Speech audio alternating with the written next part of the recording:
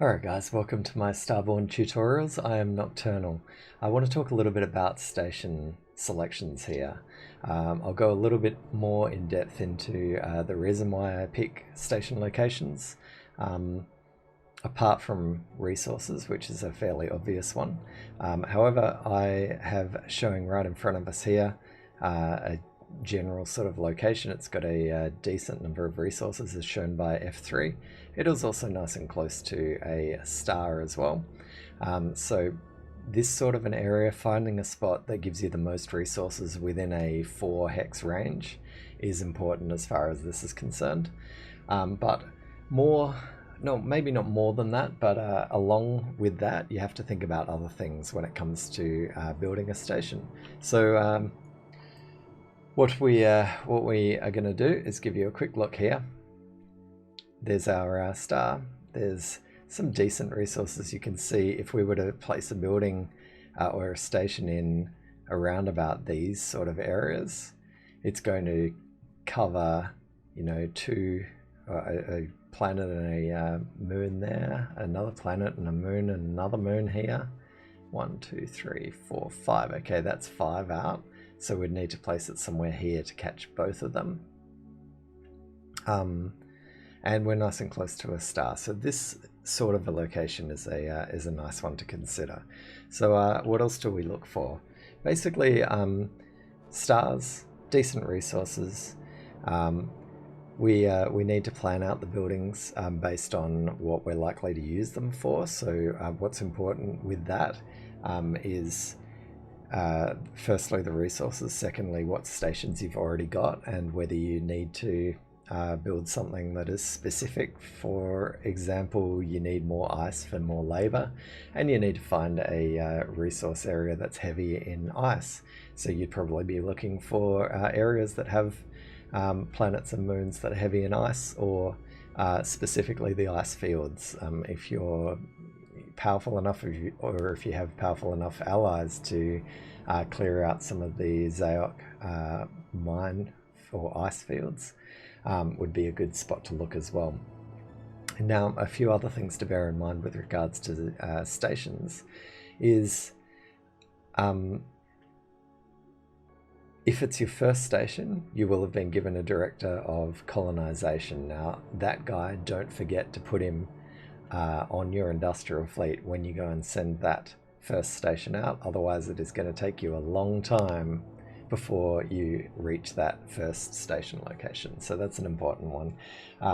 Secondly, we need to build buildings that are actually going to complement each other. So for what I mean by that is that some buildings work together to make the most out of your use of that particular station. So for example, if you're building next to or close to one or several stars and you're planning on doing solar flare mining or solar flare gathering, having a station nearby that has the specific plasma chamber in order to allow you to quickly harvest those resources is a bonus. And also trailer manufacturing and truckers haul are two important ones for that as well. So there's an important distinction to make here. Firstly, the plasma chamber allows you to convert a percentage of your industrial's cargo hold to carrying plasma from a star. So it's important that you buff that both in cards and via using that particular building. But the truckers haul increases the speed with which you can get to the star as well. So let's go back here and have another look. I'm going to show you these buildings, and we'll use our trusty button over here that most people don't know is a button. And let's have a look. The plasma chamber is 3% plasma cargo per level and a +1 speed per level. Now it says from this station, and this is an important thing to bear in mind. Let's hold that thought for a second and have a look at trailer manufacturing. Now it says supplied industrial vessels or industrial fleets gain 4 cargo space per level. So again, level 10, 40 cargo space. Your general standard faction cargo space on an industrial is 100, so that's a 40% increase. That's pretty big at level 10. Now, note that it says supplied industrial fleets. So if we also have a look at the tier 4 Truckers Hall, it also says supplied industrial fleets cost 5% less labor per level and get 1 speed per level. So again, this is buffing our speed, which is really important for solar runs because you are in competition with other players around you to hit those solar flares before they get there. Now, where it says supplied here, this is the most important thing, the thing that I want to really teach you here, and that is that if your industrial fleets are supplied from a different station and you are on this station and this station has a plasma chamber, because this does not talk about being supplied, you can actually have a full industrial fleet sitting on this station running solar flares from this station without needing these 2 supplied buildings right here, because we could be supplying it from another station, and as long as it's operating from this station, it gets this effect from the plasma cargo, but also has the operating effect from being, the supplied effect by being supplied by another station. So this is important if you've got say your first station that's in the green zone, which you have built both of these trucker and trailer manufacturing buildings at, that if you build your second station, you can head straight to hitting up a plasma chamber here, keep your industrial ships supplied by the original station, and you don't need to worry about building these 2 up at this new station, either at all or only at a point when you want to take over the supply of those fleets with this station and not from the original station, for example, if you're self-destructing it to move out of the green zone entirely. Now, don't forget the way you do that is hitting F to go to your screen here, finding your fleet that we're talking about. Let's say it's Alpha with 300 industrials right here. You can click Set Home Station and you can change it to a new home station. You can only do this when it is not in flight, so you've got to wait till it's home in order to do that. All right, so that's, let me get back to this screen. That's with regards to supply versus operator. Now, this isn't the only case when this comes into effect. For example, with domain supply here, you've got Scout Command, Institute of Technology, and Strategic Division. Now, those 3 things give your scouts or your recon fleets bonuses. All right, so that's the Scout Command there. The Strategic Division is the same thing essentially, but for recons. And last over here in the tier 4s, the Institute Technology gives them both a bonus of firepower and hit points when sabotaging or defending against sabotage. Now, all 3 of those buildings refer to supplied. So again, they don't need to be on the station as long as they're supplied by that station in order to get that buff. The exact same thing comes into account when you're talking about the military buildings for cadet school, which buffs your corvette and your patrol ships. As well as the tier 3 Navy Command supplied destroyer and frigate fleets get extra firepower and extra hit points, again supplied. So you could have them supplied by a different station, but sitting on a station that, for example, has Campaign Directorate on it. Now, this is different because it says operating, not supplied.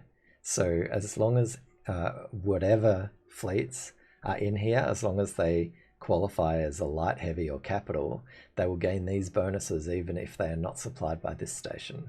So you could use this as a forward base or a defensive base that you're expecting your enemies to attack, and this will cover any fleets that are actually sitting at this base or have launched from this base.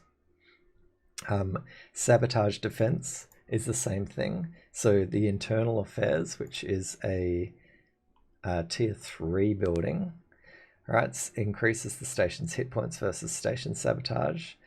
And Institute of Technology, which is a 4, is also used for sabotage defense as well. So if you want a building that is sort of specific to defense, have a look for the building. Sorry, I said building, I meant station. But have a look for the buildings that give you those things, and that way you can stack them up on one station when it helps you, as opposed to having them split between stations and potentially not helping you.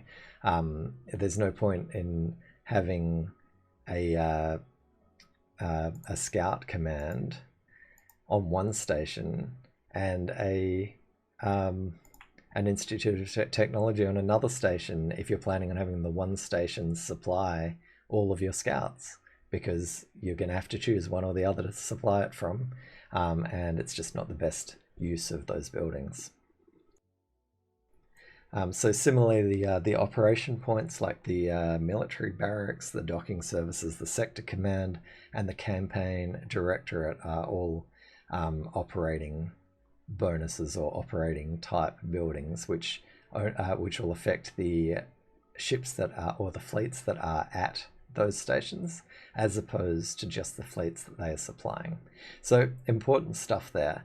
Now, last things that I want to talk about stations and adding stations, or deciding what to do, or whether the time is right to create a new station, is that a little while before you decide to send your station industrial out and build the station, what I usually do and what I'd recommend doing is actually holding your achievements and your build R achievements, those that give you resources and build R cards, for a while, so that you can pump them into the new station to really get these buildings underway nice and quickly.